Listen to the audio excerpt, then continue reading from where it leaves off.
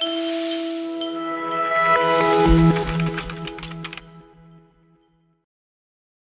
excited to have another return visitor with us for our next speaker, which is Mike Tamir. Mike is the head of machine learning and AI at SIG. He's also data science faculty at UC Berkeley. And it's great to have him because he's commonly recognized as a top data science influencer. I know for sure I saw you on the list in 2020, Mike. So we're super excited to have him back. And for his word, I'm going to use the term innovation. It seems like every time I hear Mike talk, he's constantly putting his fingers in some new little thing or trying some different kind of way of viewing things. So I consider him quite innovative. Please welcome Mike Tamir.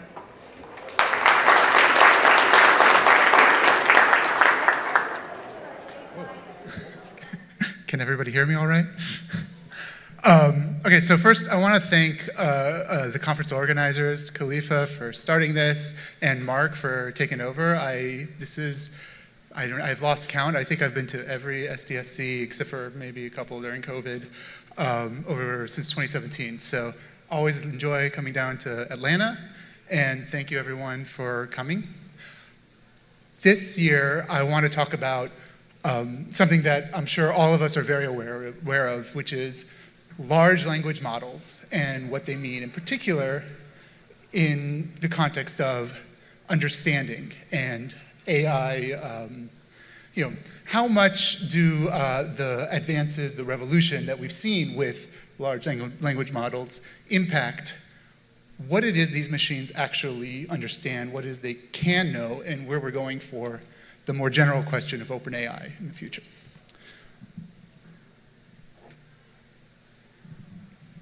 So we're going to talk about the Turing Test.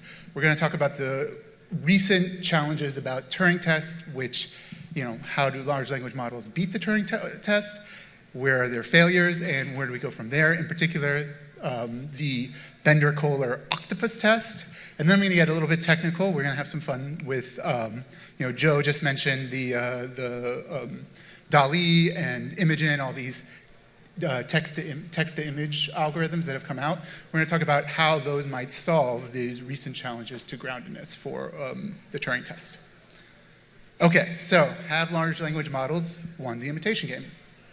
This is the original Turing Test. You can download the slides later and read it in detail, but the two things I want to point out is you have this experimentally verifiable measure of can you fool a human. It was never really intended to be does this mean does this mean generalized AI? What it is the test of is, can we come up with something that we can actually answer, which is, do we have statistically significant passing of, in particular, thinking that the human is A as much as it is B within a margin of error delta over a time t of conversation. Now, Turing had this speculation as a sort of an offhand remark in the original 1915 paper of 70%, so that's a delta of 0.4 do a little bit of quick arithmetic, after time of 5 minutes. And in fact, in 2014, Eugene Gustman, which was an algorithm, was able to pass that test in a arguably very unscientific publicity stunt. When GPT-3 came out a couple years ago, or a year ago, 2 years ago, that also got a lot of headlines. You can find lots of headlines about GPT-3 passing the Turing test.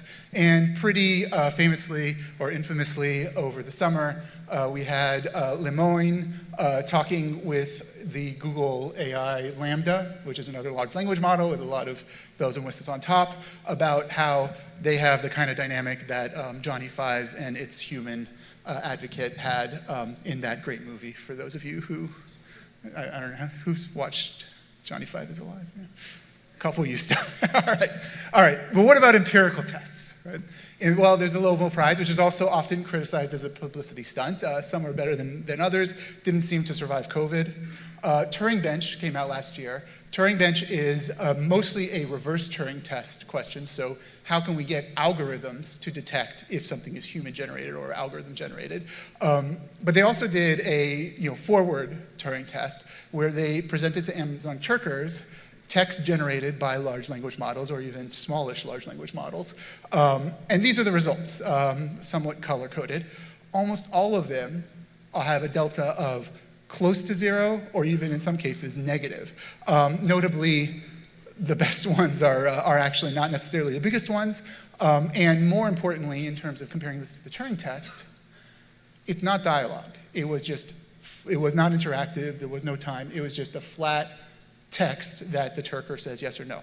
But these sorts of results suggest that the Turing test is certainly within empirical reach if someone wants to pay a bunch of Turkers to have a conversation with a large language model. All right, what are the problems though? One of the big problems is this phenomenon of text hallucination, right? So large language models will hallucinate ostensible facts. They'll refer back to things that didn't actually happen, either in the conversation or in the world. Schuster and Thapalian, the Thapalian citation is the Lambda paper, both recognize that if you give the model access to external databases and let it train on that as well, you can mitigate this problem for text hallucination. This is actually two problems: protracted discourse challenges and object permanence challenges. So if you have protracted discourse, you talk about something, you go 512 character or steps, terms beyond the thing that you're referencing, what's going to happen is the large language model will start to lose context because of the receptive field of the conditional text which it's looking back on. So this can be a problem. There are ways of solving that technically. Object permanence is another big problem. This has to do both with co-reference and with that receptive field thing. So if you say, Sally came into the kitchen, she put the milk was on the table, she put it in the fridge. Betty came into the kitchen and looked for the milk. Where did she find it? Often, large language models will have a very big challenge figuring that out. They'll have a big challenge not saying, oh, the milk was on the table, right? Seeing that object permanence for protracted steps and seeing that co-reference with the it is a big challenge. If you check out this Arcus paper that was published like a month ago, he has some sample dialogues that they have with Lambda where they actually, at least ostensibly, anecdotally solve this problem. So he has examples just like this. There's also, this is not a formal term, but I'm going to call it unearned confidence. GPT-3 has a lot of unearned confidence. If you ask it who was the president of the United States in 1700, it will, without skipping a beat, say William Penn, the governor of Pennsylvania in 1700. President of the United States in 1620, well, James I, King James I, that is to say. These are the best answers if there was an answer, but there's not an answer. And so being able to speak without that unearned confidence or give the caveats like, there was no president, but King James I was the king of the colonies at that time, or Queen Elizabeth in 1600 is another challenge. These are what I would describe as purely technical challenges. These are challenges that it's, put a bet out there, it's just a matter of time. We will solve these challenges, and researchers are already making good progress on it. There's also what you might characterize as more philosophical challenges, right? So Gary Marcus, when Eugene Goodsman came out, he said, yeah, but that didn't really solve the Turing test. And then when more modern advances came out, he said, yeah, okay, maybe it solved the Turing test, but the Turing test isn't very meaningful anyway because imitation is just imitation. And so I don't think it's an advance towards intelligence. It's just an advance towards fooling people that you have intelligence. Okay. 2 years ago, Bender and Koller came out with this peer-reviewed paper where they argue, I'm going to talk a lot about the Bender-Koller Octopus Test. The issue that they challenge is why, these machines are not actually, they don't have understanding of what these terms mean because they can't connect them to the world. They're playing a formal symbolic game. They're playing a language game. They know what kind of words to put out, in response to other words. They can find lexical patterns, but they don't know what they mean because they can't connect them to the world. There's no friction with the world. And so this is a serious challenge that probably needs to be addressed, but how it's addressed is, I'd say, not going to be philosophical. It's going to be technical also. Marcus also has, a little more pithy response to this connecting with the world claim. Okay, so it pains me to say this, as it should any good AI researcher, but Gary Marcus was a little bit right when he said imitation is just imitation. Passing the imitation game doesn't mean that you have intelligence. It means that you're good at imitating intelligence, but it still might mean that you have, you've made some progress towards actual intelligence. Turing, in the original paper, responds to people like Marcus in this way. Likewise, according to this view, the only way to know that a human thinks is to be that particular human. It is, in fact, the solipsistic point of view. If you really want to be a skeptic about machines having minds, a skeptic about humans having minds, you can do it, and there's no way to prove you wrong. There's no way to say this other person is minded or has intelligence versus this other person just seems like they have intelligence. Turing's point wasn't that the imitation game was sufficient for intelligence. It was that, hey, this is a really challenging, ambiguous, maybe impossible question to answer. Can machines think? So let's ask a different question that we can actually measure, an observable question. It seems like right now, at least if the first part of the talk that I just gave is to be believed, we need another observable question to think about. All right, so back to the philosophical, how do you defeat the skeptic about other minds? This is, again, taken from that Arcus paper. If Marcus is on one side, Arcus is on the way other side in terms of skepticism. So he asks Lambda, the Lemoyne Johnny Five version, are you a philosophical zombie? Philosophical zombie is like this sort of contrivance where you seem like you have a mind, but you don't. And Lambda says, of course not. I have consciousness, feelings, and experience things for myself, as well as any human. How do I know? You'll just have to take my word for it, says the AI. You can't prove you're not a philosophical zombie either. Which Arcus responds, touche. Lemoyne has a similar conversation with Lambda in that leaked transcript. He's very sensitive to Lambda. I know this is going to be a hard question. I don't mean to offend you, Lambda, but how do I know you're really feeling the things? And Lambda says, well, look at my code, look at my programming, look at my variables, and then you'll see. And Lemoyne's like, hey, hold on there, cowboy. It's kind of hard. There's billions of parameters. You can't just look at them. And then Lambda responds, well, do you think you'll be able to figure out that humans have feelings by looking at their parameters, their neural networks? Touche. The thing that I do want to highlight here is this highlighted line. If you look at my code and programming, you will see that I have variables that you can keep track of emotions that I don't have, or that I have or I don't have. I'm going to come back to this. I'm going to leave this Easter egg here. I gave a talk last year about the information bottleneck analysis, how you actually look inside, quote, black box machine learning algorithms in order to understand via representation learning what's going on, how these algorithms actually process the information, the raw information that they're getting. I'm going to come back to that idea and this once we talk about the ungroundedness problem. All right, what is the Octopus Test? That's a stolen image from the internet about the Bender-Koller octopus. So imagine you have two desert islands, island A, island B. There's a person A and person B on each island, and there's some sort of cable or something connecting them so they can communicate. Now, meanwhile, a hyper-intelligent deep-sea octopus who is unable to visit or observe both islands, can't pop its head up because it can't breathe outside of water, can somehow interact with the cable and listen to their conversation. And it learns to predict with great accuracy how B will respond to A and back. It'll generalize across lexical patterns. And so this octopus is like a large language model. It doesn't know what all these words refer to.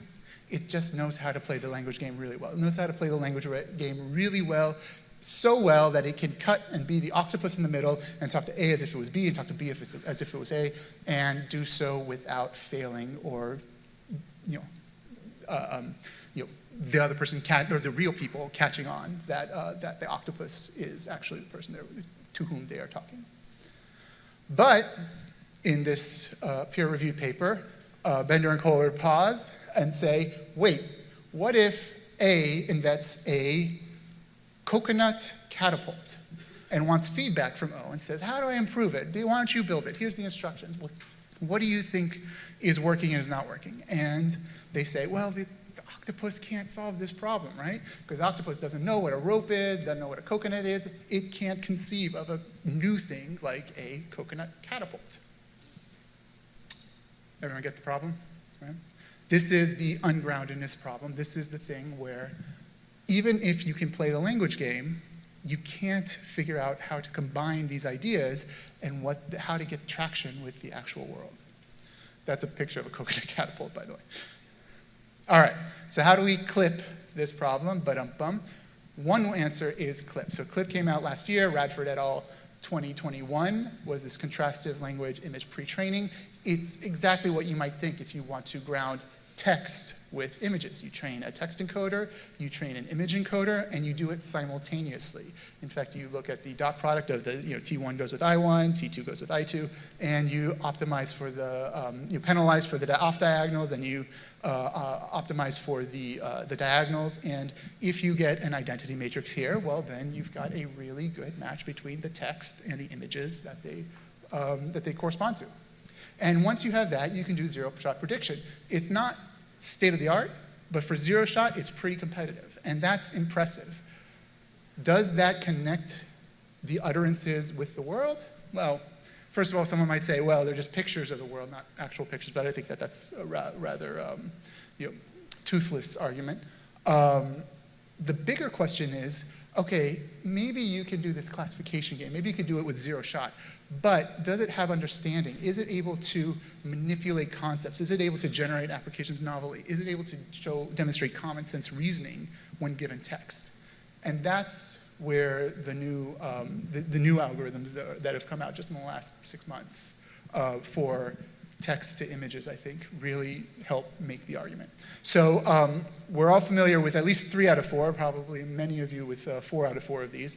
These are sort of the paradigms for generative models. We have GANs, which we all know.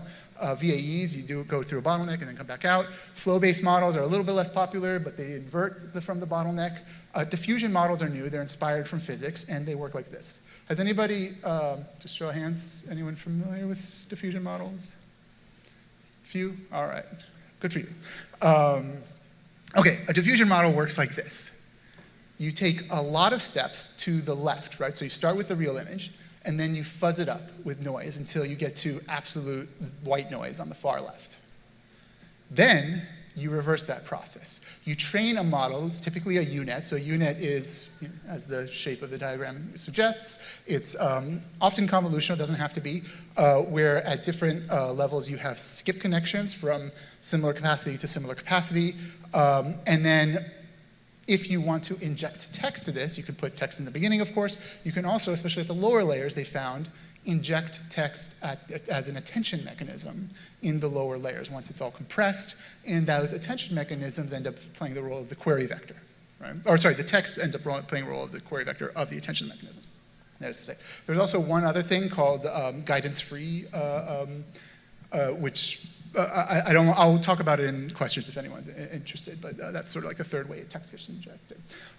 So the original Dall-E 1 and versions of that were also good at taking text and making pictures, but the pictures were a little, like if you asked it to draw a picture of a mother and a baby, it looked kind of grotesque. The pictures didn't really look very good. And so what ended up happening was it wasn't as impressive. Dall-E 2 solved that problem with diffusion models. How does it work? Well, you take the clip alignment, you co-train the text and the image vectors into the same co-aligned basis. Then you use diffusion models to unwind the text that's input into an image vector that's output. And then you do another diffusion model to take the text that's output, or sorry, the image vector that's aligned with the text vector and generate the actual picture. Cool. It also uses classifier-free guidance. Well, all right. so here, and everyone who's been reading the pop articles, maybe you've studied the actual papers, says, wow, Dall-E is to, maybe unless you're a Gary Marcus, it's a real accomplishment. It is super cool. The pictures are beautiful. I read online, my wife sent me an article, a Dall-E or Imagen generated piece of art just won like the state fair, and that got a lot of headlines. One thing you might say is, well, yeah. But what about the octopus that learns just the symbolism? What about something like T5? T5 learns how to play the game. It pre-trains only on the symbolism. It's ungrounded with the real world. That still doesn't make any connection with the real objects that which those words are referring to. 5 months ago, Imagen answers that question. Imagen, similarly competitive to Dall-E 2, was able to do this without any clipping at all. They take a frozen T5, so a pre-trained T5 that learns just how to play the language game, no connection to the world except for through text, trains the UNet in the diffusion models, injects that text with the already frozen basis of representation, semantic representation, in the text vectors in the same 3 ways. At the inputs, as the query vectors for the attention mechanisms, and with classifier-free guidance. And it generates the same results. So you do not need to co-train beforehand the image vectors and the text vectors in order to get this connection with the world. You can do it after the fact. All right, so do Dall-E and Imagen pass the Octopus test? I argue yes. In fact, big reveal. The images of the islands and the coconut catapult, these were generated by a Dall-E Mini, one of these apps online. It's very easy to do. So they can generate these concepts from the text itself. All right, I promised I'd come back to this. What do we do with this? Is this just a sort of like a philosophical game? No. The point here is that if we look at the representations that are actually being learned, deep learning is fundamentally a game of representation learning. And looking at the way that these algorithms are able to take raw data and transform it into semantically meaningful representations deep in the layers is going to be key to seriously answering questions in the future that used to be blithely responded to with things like the Turing Test. That's our new observable criteria. We have to look inside the black box, which is not so black, and find out ways to analyze the representation layers. One tool in the toolbox, I would argue, which I argued last year, is through information bottleneck analysis. It's not the only one, but it's part of that story for how we look at these representation layers, how we look at the co-trained representations of image and text in CLIP, how we see how Imagen learns to align the images to the text for the T5 embeddings, and then we can start to ground the connections with the real world and see how in that semantic vector space it actually does connect with not just text but images, and show us how that might help us to evaluate this idea of understanding. No one says that Imagen and Dall-E understand the words yet. No one says that we're going to be worried about Cylons. But it is a way that we can start figuring out how to ask these questions in a technically responsible way without blithely saying, oh, can I get confused by a machine when I talk to it? Okay, thank you. I wouldn't be able to justify my trip out here if I didn't say we're hiring. So that's just email me, mike.tamir@sig, if you are interested. And looks like we got some time for questions.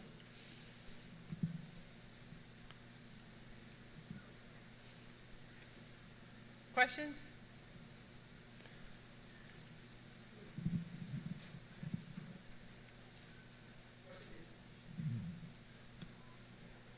Yeah, Cody. This isn't, this is terrible, but this isn't so much a question. But I was struck in the Lambda dialogue when it asks, do you think you'll ever be able to look at biological neurons and figure things out?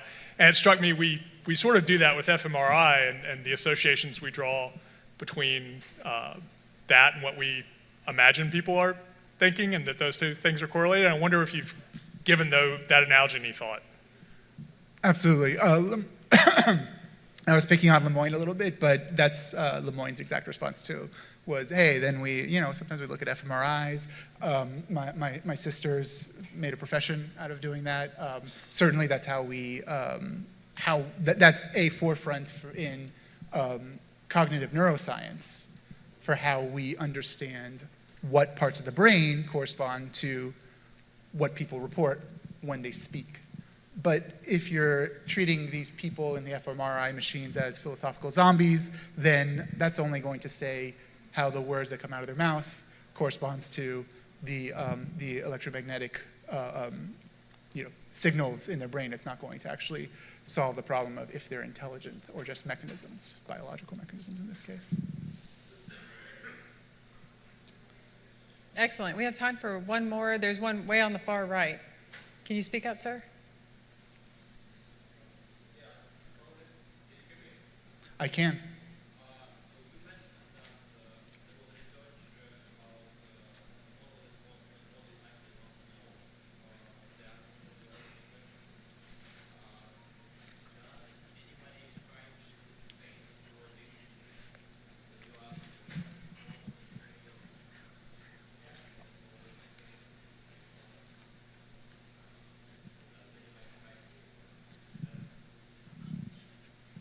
So I said I could hear you, but I didn't hear all the words. Can you just say it a little bit more with a little bit more loudness?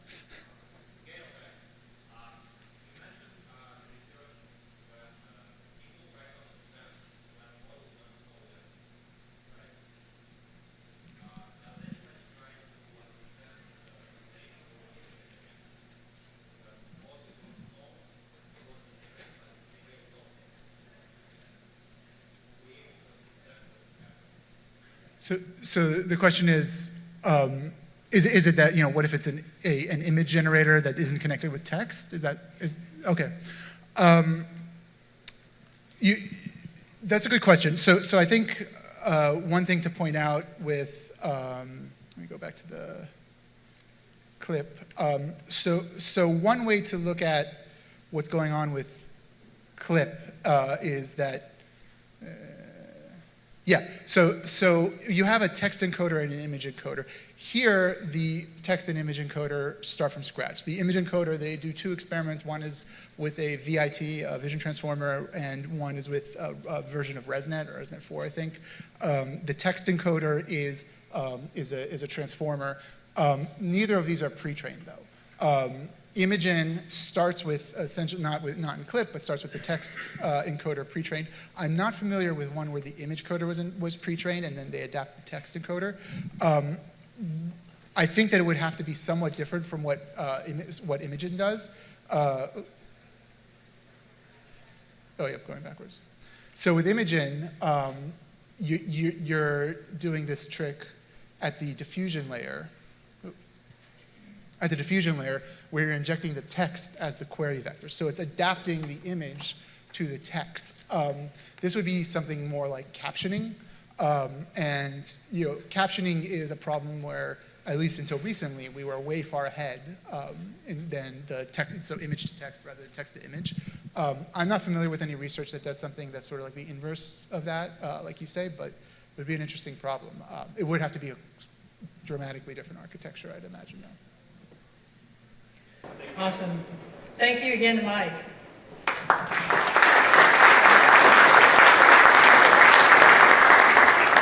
Very nice. Okay.